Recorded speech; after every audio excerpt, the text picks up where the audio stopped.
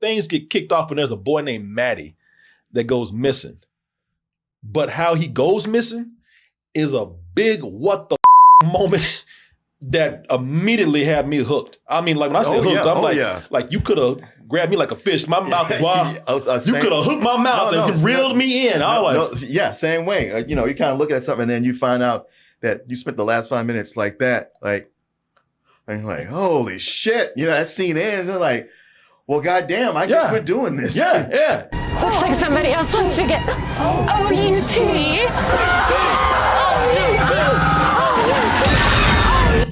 Like, man, let me out of this goddamn car. I just jump out the window. Double Toasted Live is out there. We got 2 more cities to go to. Santa Monica, California on November 14th and Seattle, Washington on December 12th. As for Santa Monica, which will be up very soon, got something special for you. 25% off if you put in the code DT25. Now, that will be for a limited time only. You can go to dtmerch.com to buy your tickets. You can go to x1entertainment.com, which is where the tickets are actually being sold. And you can also find a link on doubletoasted.com. Martin. Yes. So I know you've been asking about the origin of Pennywise. Right. How did he get here? Yeah, how did he move to that small town in Derry? Start messing with these kids there. Exactly. Yeah, before the gang of kids that we saw, there he is. I like he got his pose and everything. Look at him. Like he just did a superhero landing. Yeah. Oh no, my friend, no, that's a R&B cover pose right there. That's a model pose. Yeah. Got one knee up. Got one knee to the ground. Lean on the other knee. Yeah, that's his sexy pose right there. Oh, sexy wise. Yeah, before he was harassing these modern day kids, he got to Derry and had a whole bunch of other kids that he was messing with. And my man had everybody after him. It wasn't just kids. And, Pennywise was about to serve some Fed time. There's a whole other story. Pennywise had a whole other life before we got to know him in the movies that we saw him in. There was a whole other bunch of kids, a whole bunch of other adults. So it was just a whole different time in Derry when Pennywise got there and was shaking things up. What is this story that we never heard about Pennywise in this town of Derry that he's been apparently terrorizing for much longer than we've known? Well, we're going to tell you about that because he has so much backstory. You can't do it in one movie. Mm-hmm. Can't even do it in 2 movies like he did with his last movie. We got to do this as a series, an HBO original. Sounds like a good way to go. Yeah. Plus, we always know that HBO likes to pimp these things out, man. If they think Pennywise can make money, they're going to stretch that out. You think so? I think so, yeah. Yeah, everybody still is. And it's Halloween. Well, I think HBO has a good record with horror series. Well, Martin, we're going to see if that record continues. Okay. And as Martin has established, I'm the horror guy and he's not. I'm not. No. I told him to stop that. No, that being a horror guy has nothing to do with it. We just look at it as they are. Okay. We look at them for the qualities that they have that are not just restricted to horror. I told you, how's the story? How's the characters? How's other shit? So that's what we're going to judge this by. I could prove my point, but go ahead. But let's continue here. Okay. Well, you know what? Let's continue by watching this trailer for IT Welcome to Derry. I don't think they said it like that. That's how my country is. Hello? Oh, hi. I'm Rich, by the way. Will. Woke. Brown and black people up in here. They didn't have black people in the 60s. What are you talking about? Exactly, man. First brown man came out, what, like 1968, 9, 70? Yeah. Jumping the gun here.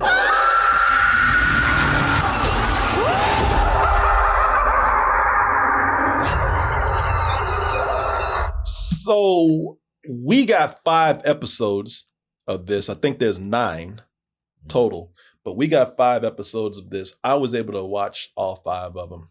And you watch what, 2? 2, yeah.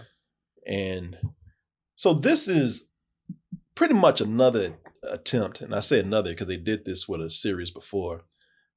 Oh, that's right. Castle Rock. Castle Rock. This is another attempt to make a TV show that forms a Stephen King universe, because there's a lot of references to things outside of this story. They're using it kind of as a jumping ground to bring in other source material from other Stephen King novels and stories and whatnot.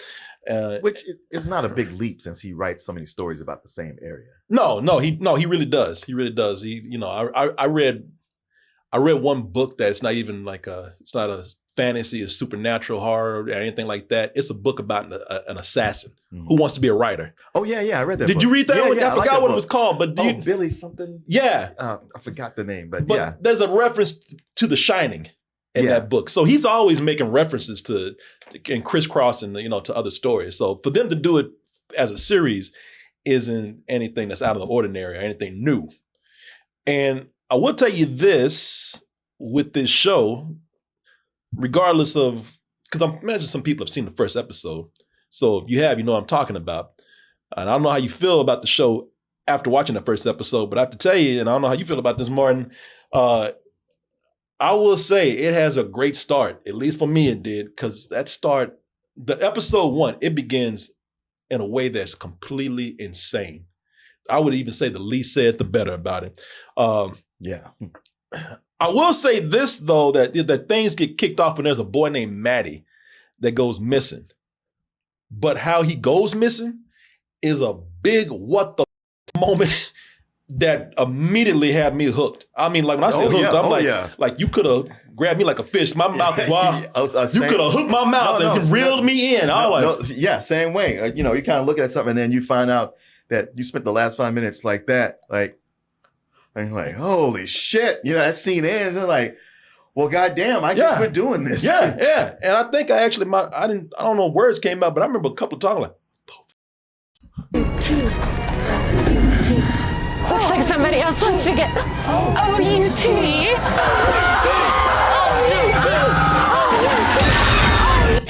Like, man, let me out of this goddamn car. I just jump out the window. Trying to open the door. And somebody rolling across the highway.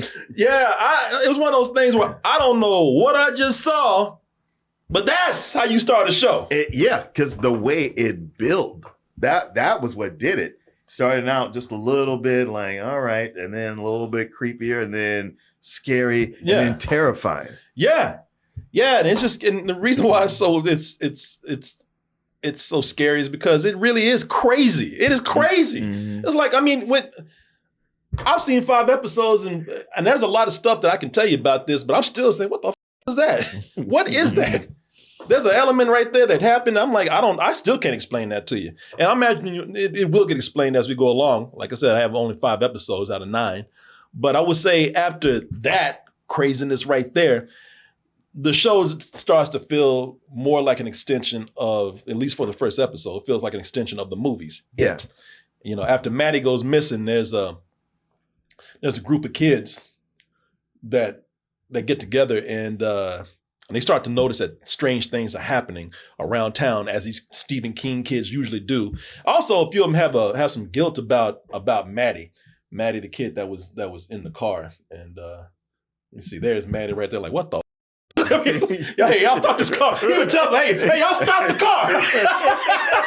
Stop this car shit right now. That's the point. He even grabs the wheel like, I ain't gonna stop. I'll stop this. Yeah, I don't blame him. I'll make your ass run to a tree. I'll run this goddamn car for clip. You ain't gonna stop y'all crazy ass. I'll take care of this myself. Y'all want to mess around. But Maddie, a lot of the kids have guilt about Maddie because some of them are not remembering how they treated him, how they didn't listen to him.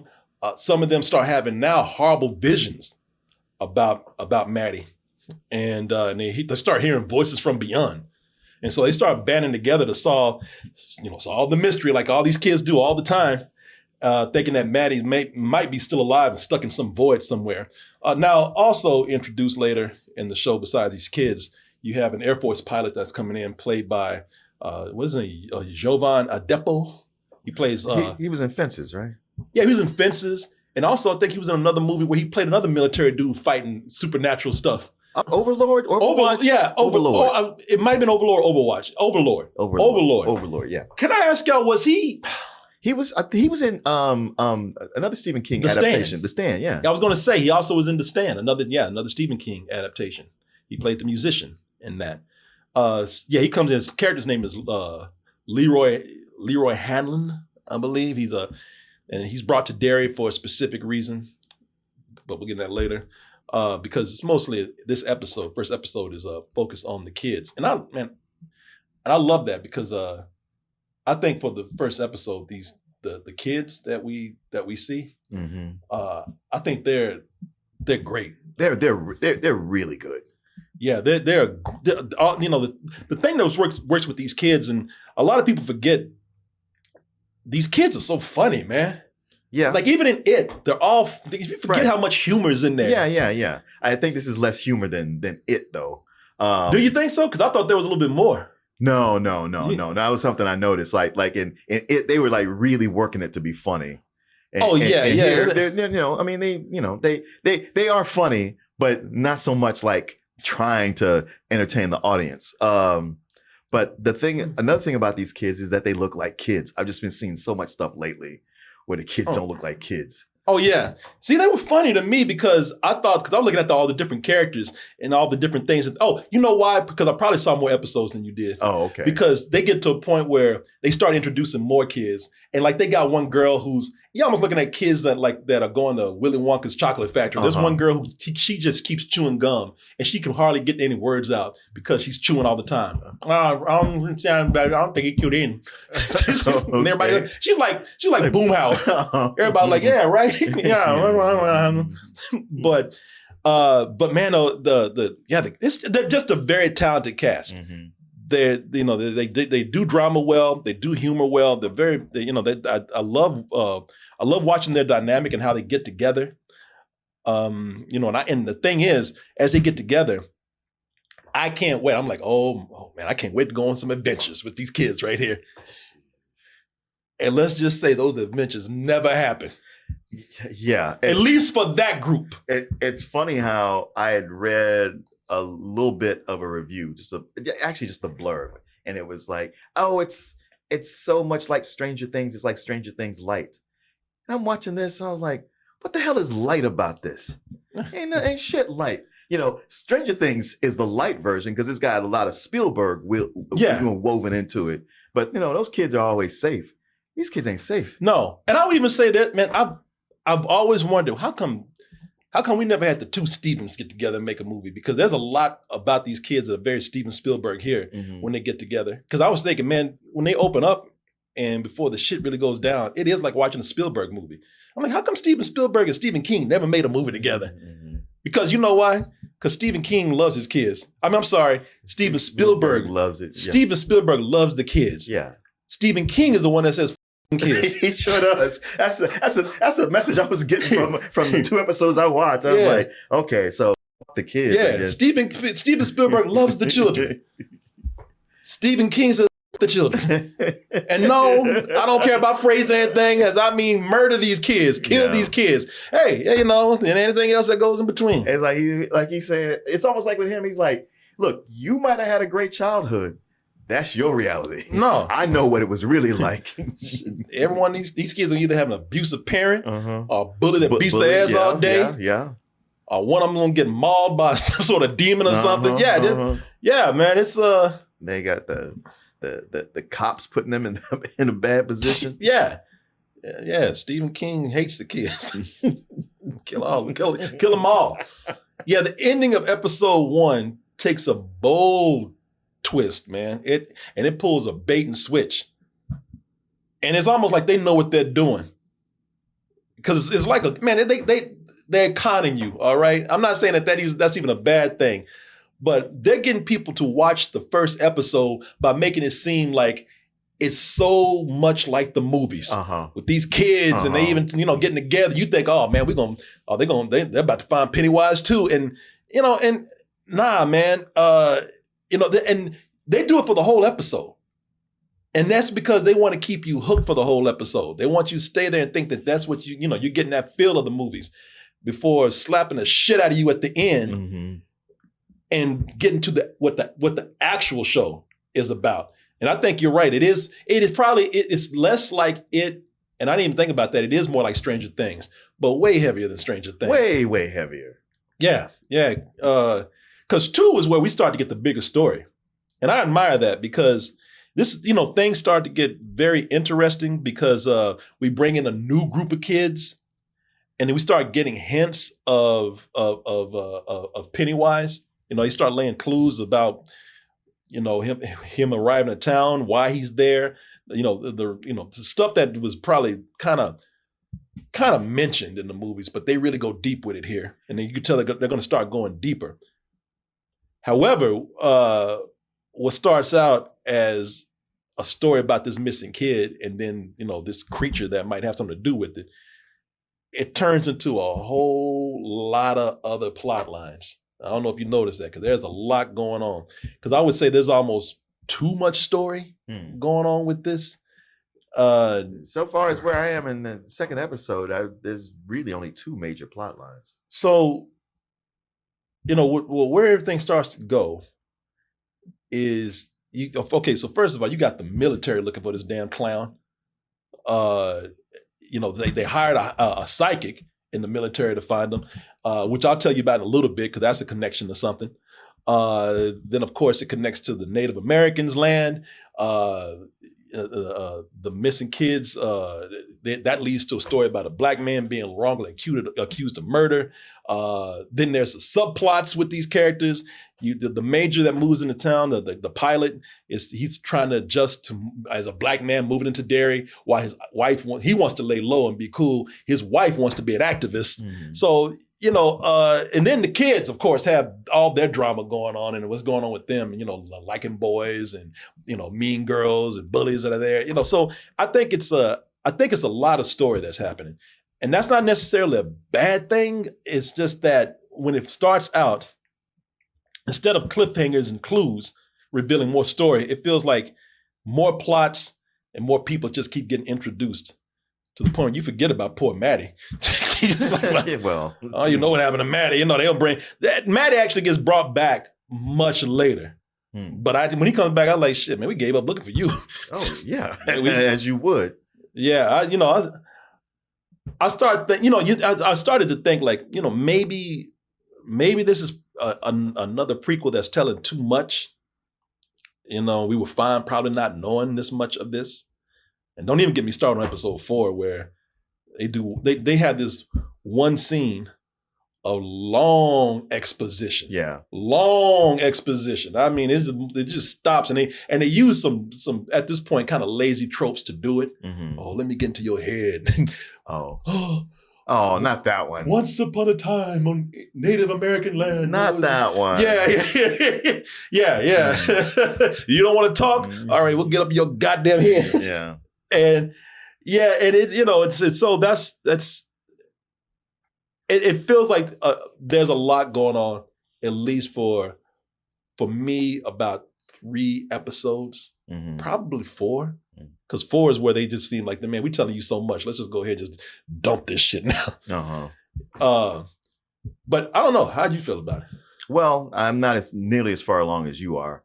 But so far, I'm impressed because the horror scenes I found truly terrifying. And I almost never feel that way with stuff. But, watching in the dark, edge of my seat and just the imagery and what they got going on. I was like, hate Paul Bunyan in this time. They sure do. I didn't even think Paul Bunyan was from Maine. I thought he was more of a Minnesota kind of thing. Man, that's why they hate him. Get out of here. Go back to Minnesota. I love that. But you know what?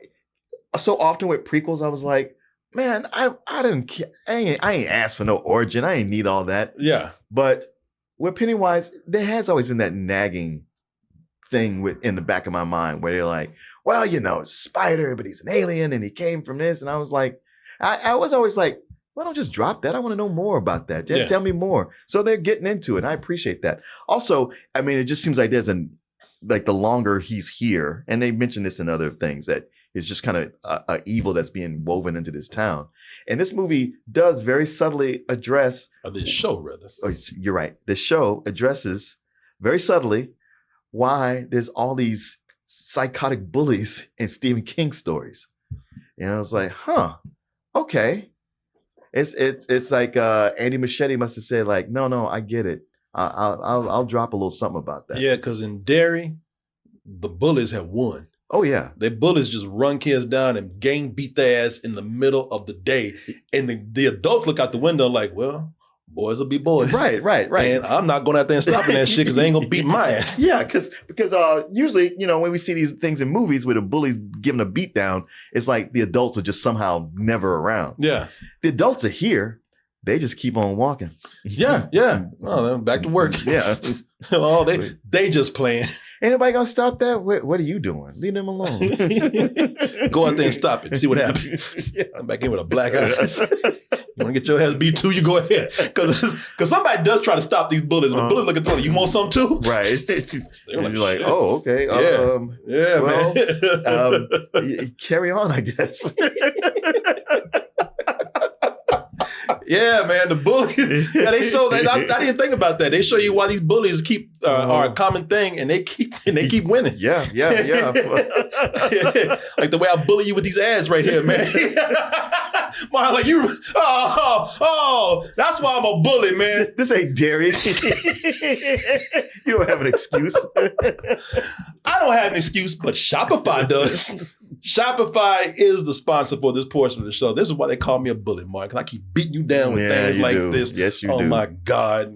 Don't blame me. Blame Shopify. Blame Shopify for success. Tell you why. Look at these. I'm just gonna pull them all up here. Look at all this stuff. All these come from Toasties out there. All these, so much creativity. I can't, oh my God, I can't even hold it all. They make dolls. They make things. Some of y'all, the figurines. Some people make jewelry. Some people even make food that you can sell online. What I'm saying is you make things and products that can make you your own online entrepreneur. And there's no better place to start than with, that's right, you guessed it, Shopify. You heard me talk about this before. They are some of the people that put the power behind some of the biggest businesses out there that sell online. Look at Mattel right there. Mattel, Gymshark, all those people, man. And it's easy for you to get started. If you want to get started with Shopify, jump in there. You don't have to know any coding, art skills. They got their own design studio with hundreds of ready-to-use templates that help you build a beautiful online store to match your brand style. Also, they have AI to help you accelerate your creativity right there. Shopify is packed with helpful AI tools that write product descriptions, page headlines, and even enhance your photography. I know you take pretty pictures, but it don't hurt to have it. Shopify come in and do a little touch up right there. They know what they're doing. Let them help you. That's what they're there for. Shopify is your commerce expert with world-class expertise in everything from managing inventory to international shipping to processing, returns, and more. You ain't got to worry about those returns, though, because people don't love your stuff. I mean, they're every now and then, but you're going to be good. Listen, if you're ready to sell, then you're ready for Shopify, and you're ready for this code right here. Shopify.com/toasted, all lowercase. You put that in and Shopify will give you a $1 per month trial period. They're going to help you save some money, make some money. Again, that's Shopify.com/toasted, all lowercase. I want to thank Shopify for sponsoring this portion of the show. And I want to thank all of you out there with your creative self. I want to thank you out there for your support. Also, in addition to a lot of that story that I'm talking about, a lot of the plot lines that put it in there, you also have all the references, as I was mentioning, to other parts of the Stephen King universe. Did you notice some in there? Only a couple. What did you notice? Wasn't there some Pennywise cereal, or was that in the intro? I wish there was. I have a box. Part of your nutritious breakfast. When you showed that clip of them, they're previewing it, I saw the bus that goes out to Shawshank. Shawshank, yeah. So the guy that's accused of murdering some of the kids. They're shipping him. They're always talking about, oh, you don't want to be a child murderer going to Shawshank. Mm-hmm. So Shawshank is one. Have you ever seen the Shawshank Redemption? Great movie. Well, again, one of his non-horror supernatural fantasy movies. Mm-hmm. Also, you're familiar with the character of Dick Halloran? No. He's Oh, wait. From The Shining? from The Shining. Oh, is that him? That's him. Oh, okay. Yeah, that's why the military brought him in for his psychic abilities. And at first I thought, Well, the first 2 episodes, they just keep dancing around what he does. But I was like, he must be psychic. yeah. So they start to bring in all these references. They start to play a bigger part Mm-hmm. in the story. Like they start to reveal more about his shining powers. Mm-hmm. It's not just a mention. He actually. At first it starts out that he's working for the military, using the shining to locate certain things that the military wants, so they can find out about Pennywise. Why do they want Pennywise? Well, I'll just let you watch the show and find out for yourself. But Well, they're throwing a big party and they need a clown. of course. Anybody call a clown? Where your kids at? Yeah, and that's the actor Chris Chalk, who I think he could play, man. If you ever look at some mannerisms, you wouldn't be able to look at him and tell, but if you looked at some of his mannerisms, I believe he could play a young Keith David. Oh, yeah. I see that. But yeah, his powers start to come in, and then at first it's connected just to him working for the military, trying to find Pennywise. And then it starts to get into, okay, so this is the origin of your shining powers right here. And this is where you're starting to recognize what you can do, what you see and everything. So it's interesting, man, what they do with bringing in all these other references. They do start to play a part of the story instead of being just Easter egg mentions. Yeah. Hey, you remember this? Now, I've been talking about how it's just kind of too much, I think, going on. But this is why I want to watch as many episodes as I can, because by episode 5, I think they finally stopped introducing a lot of story and things started finally coming together. Yeah.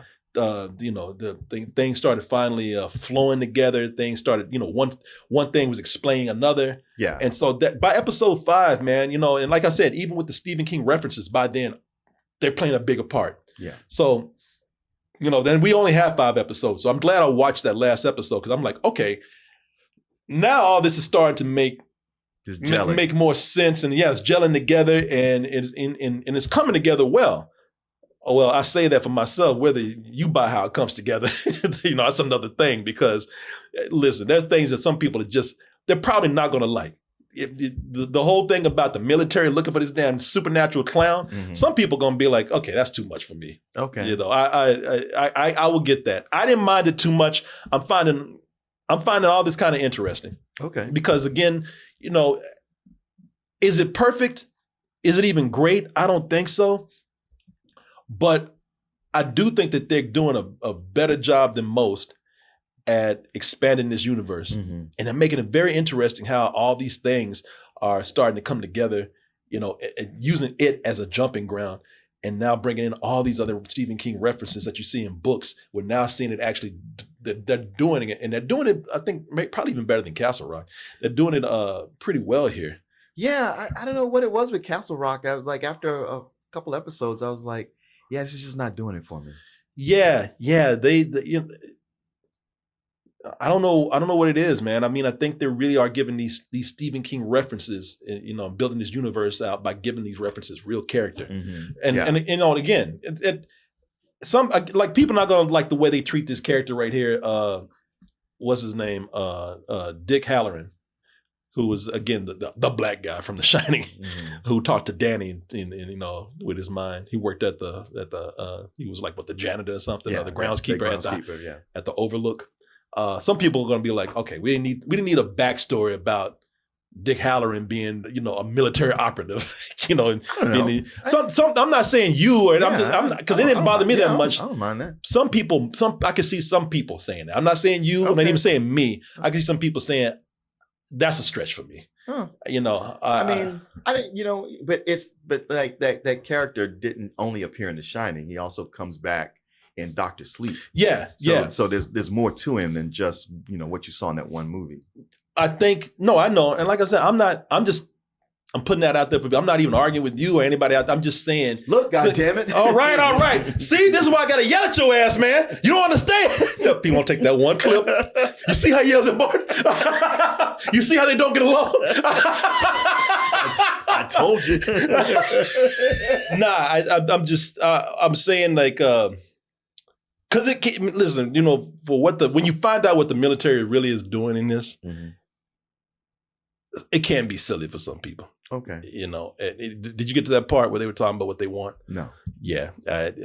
Once they start telling you the military is coming in and trying to find this clown and for what reasons they're trying to do it, it's like, all right, that's going to work for some people. And for some people, I can see it not. Okay. You know?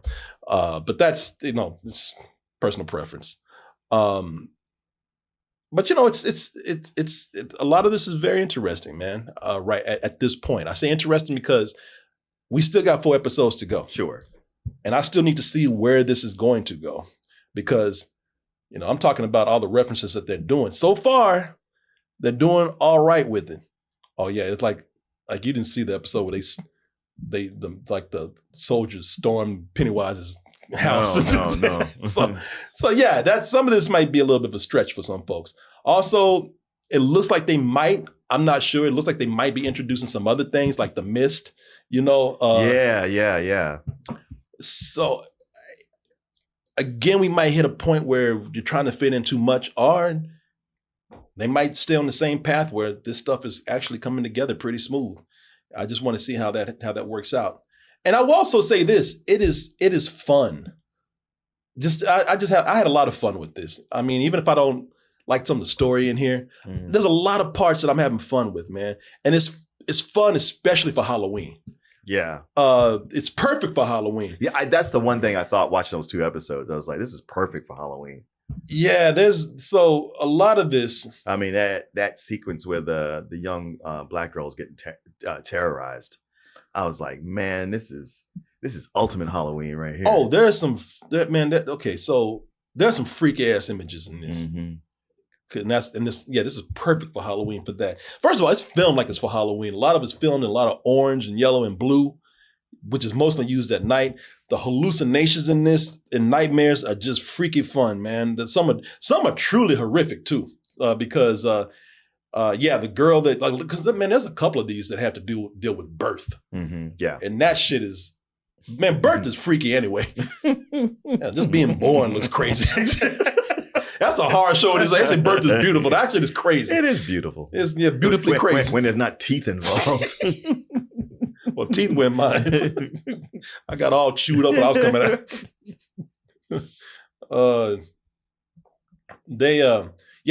There's one image of this kid.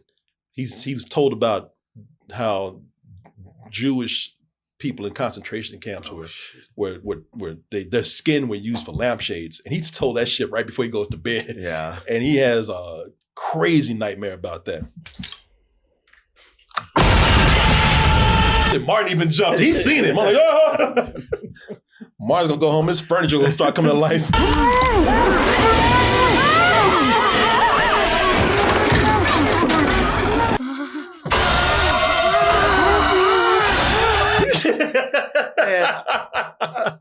That scene, I was mad at his daddy for even telling him about that. His dad didn't care. His daddy meant to do that. Hell, his daddy probably put that lamp in there. His daddy was mean. He sure was. Oh, there's another scene of a girl's eyes that are bulging out of her sockets because of some nature show she saw, and she tries to actually cut them off with a jigsaw. Oh, okay. Yeah, Whoa. yeah. Oof. And then others are just kind of silly. There's did you see the Pickle Man? The pickle, yes. Yeah, so that's kind of crazy. One part actually feels like Halloween nights at like Universal or something, man. They're going through a cemetery and ghosts are flying out, and it feels like something out of Disney. It's really kind of, to be honest with you, kind of silly looking. I mean, I guess this is what Pennywise has always done. I mean, look at the It movies; it's always stuff like this. Yeah. I mean, let's not forget that there's a part in It Part 2 where it looks like a cartoon. Part of it looks like the mask. Yeah. There's a dog that turns into a cartoon. Right. So some of this is just cartoonish. I mean, really, the ghosts fly out like we watching like going on the Haunted Mansion ride. Yeah, it's not all that scary or anything. It actually looks kind of funny. Then some people really stood out to me here, man. I don't know who stood out to you, but some of these characters I really like. One of the first characters introduced is this actor right here, Jack Malloy Legault. Mm-hmm. I liked him a lot, man. Yeah. Amanda Christine. She's amazing. She really is. Taylor Page is great. Mm-hmm. She's always great, man. Yeah. And how you feel about this guy? He's a character actor, but Taylor Chalk, man, Chris Chalk is actually he's very good. Yeah, he's been good in everything I've seen. Yeah, this guy's been around for years too. Mm-hmm. He's actually really good, man. And for all the stories and characters, I will say that they're balancing this stuff out very well because I think the show, if I'm going to get technical about it, I think it flows well because it's just nicely edited. Mm-hmm. I was thinking that too. Man, they have so many good transitions. They do it with images. They do it, they know how to do it. Stop right when, stop well on the character's scene and flow into something else. Nothing feels like it's just abruptly cut. Yeah. And that's pretty good for having all of that, so much story going on. Also, some good cliffhanger moments too, man. There's a girl named Lily or Lilith in this, and they are always threatening to put her ass in the nut house. Oh yeah. And they actually, there's one moment they catch her, and I was like, yeah, I know that this is not what it looks like, but yeah, you going back. I felt it doesn't end on a cliffhanger, but that is a good cliffhanger moment. I'm like, I want to go back to that. It is. Did you see that moment? Oh yeah, no. No, you didn't see that moment. Oh, is this something later? Because I'm thinking man, that's why I say in a grocery store. Oh no, it's something even worse. Jeez. That's what I'm saying. Well, gosh, she got our man hung up by the police. And I was like, damn, girl. I was kind of mad at her, but I was like, she is a little girl, and they put her in a spot. Oh man, yeah. And then she couldn't win anyway. That's the pickle girl right there. Yeah. And that's where, she sees the pickle man. She has actually a really horrendous backstory. Right. She's got a lot to deal with, but there's a moment they catch her and it looks like, you just have to see it, but it's like, wow. I feel bad for her, but if I caught your ass doing this, I'd say, yeah, take her out of here and lock her ass up. But yeah, man, right now for me, it's a matinee and I'm really enjoying it. I want to see where it's going to go, and I hope that. And honestly, I'm looking forward to seeing how they're going to connect to other Stephen King material too, man. Yeah, it becomes fun at some point. Yeah, when you do it well. When you do it well. Yeah, this is what I'm talking about. Nothing else. I can say that this is what I mean when I say this is why I hate just fan service and references, man, because you can use that for story instead of just pointing a finger at something and saying, look, there it is. This is for the fans. Well, it's part of the lore. It's like, do something with it. Yeah, exactly. So yes, for now, it's a matinee, and it says something about the strength of the show that I do want to keep watching it. 4 episodes left for me, and I really want to see where those go. Mm-hmm. What about you? Well, I've only seen the 2, but the 2 so far are a low full price because it's delivering in ways that I'm used to things disappointing me. Yeah. Well, but the scares are genuine. The kids are great. It doesn't remind me of Stranger Things. I mean, there's enough reasons why it should, but it really doesn't. And it justifies giving you more information, a prequel to it. Yeah, because that's my fear with some of these things. With these prequels, you're like, I know you're doing it because it's got name recognition, but is there a reason for this? And with this, I'm like, yeah, you got something. Yeah, I can see the comparisons to Stranger Things, especially with the military coming in.